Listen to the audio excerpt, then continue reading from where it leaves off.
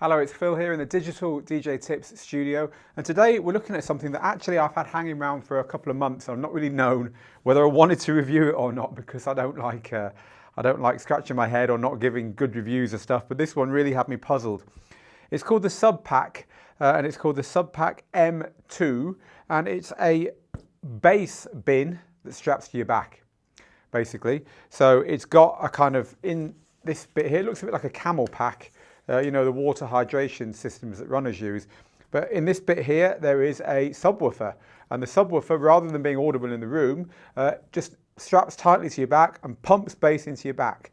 And it's connected to your normal audio system. So your normal speakers, or better, your normal headphones give you the rest of the audio, but the sub bass is going straight into your back. So my thought was, you know, this is a bit hipstery, this is a bit gimmicky. Is it really going to be something that just has me doing anything other than scratching my head? Well, you're going to find out in this review. So let's have a look at the unit itself. It comes with this piece here, which is actually the control bit. I'm trying to unstrap it from there at the moment. This is one of the downsides of the unit. I'd like to have seen this built in rather than having it on a coil cable permanently attached. But this is a control unit which connects to, there's a battery built into here which charges up. You get about 6 hours of battery life on this unit once it's fully charged. But this unit here is the bit that's got the kind of intensity, the volume control, in other words. A couple of lights that tell you whether it's charged or whether it's on Bluetooth. And it's got a line in and the headphones out. So you plug whatever your source is into here, and then from the output you plug your headphones in or off to your speakers, or you can use a splitter cable if you want to do it that way. So if you're using a DJ controller, you might have a splitter and have the signal going to both your speakers and also to your SubPac via that connection there. There's a power supply socket on the back there, and the power supply that comes with it is one of these kind of low voltage, bit like you get with the DJ controller. And they give quite generously 4 types of lead. There's the Euro one that we've been using, and there's a UK one, a couple of others, one of them's definitely American. I'm not sure about the other, but so wherever you are, you hopefully have a lead that will work for you there. So the straps and the build quality and everything are really good. They certainly don't feel gimmicky. When you plonk the thing on, kind of fits onto your back like this. And then there's an extra strap that I'm not going to bother putting on now, but that tightens it around here. And that's really useful because it pulls it tight to your back. You know, the tighter it is on your back, the better it's going to give you that transfer of bass. So that's more or less it. You then strap this. This can be strapped on. There's little places on here.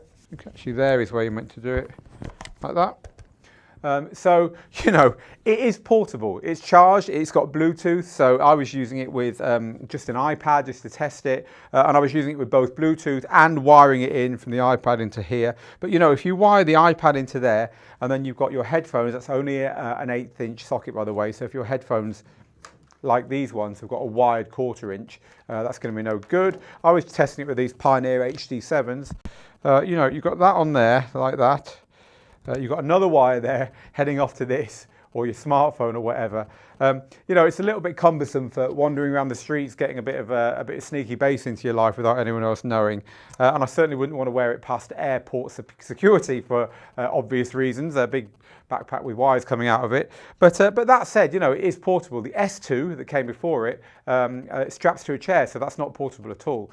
So this one is better used standing up. So it's aimed at, you know, DJs. You can use it in your studio to give you some bass and have your headphones on and basically keep the volume pretty low, but you're still getting that full kind of thump. You could use it for gaming. You could use it just for listening to music. I think they'd be great in silent discos, for instance. You know, those discos where everyone has wireless headphones and the DJ, there's actually no music going on. You imagine having a set of these that you put one of these on as well on the door as well as your headphones. But of course the question is, what's it like to use? Is it any good? And when I first put it on, it just felt weird. It felt like the bass was disconnected from what I was hearing in my headphones. It was kind of weird. Then when I tuned this down, now this knob here has got a click in the middle of it. That's kind of halfway. I actually had it down to about 1/3, and then there was kind of a balance between what was going on in my headphones and going on here.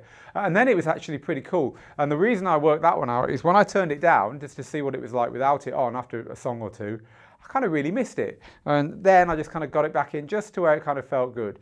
Now, obviously it's going to be best on bass heavy music. I found it great on kind of old rave, old school style songs with real big sine wave bass lines in them, because you just get this whooshing in your back.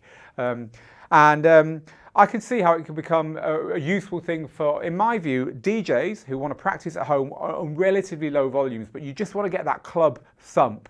You know, when I advise people how to practice DJing, one of the things I say is try and pretend, visualize that you're in a club. You know, turn your DJ decks around from the wall and pretend there's people there. Having a bit of bass pumping away is certainly going to help with that. Also, producers, with the caveat that you're going to have to be careful to compare what you're feeling overall to how the track might sound on a system with a real subwoofer in there. And you're going to have to audition it with songs that you already know sound good and see how that feels. And you're going to have to rehearse a bit. Now, you can calibrate these things with some special tools that are available to you from the website of the manufacturer. So they're being serious about courting producers with this.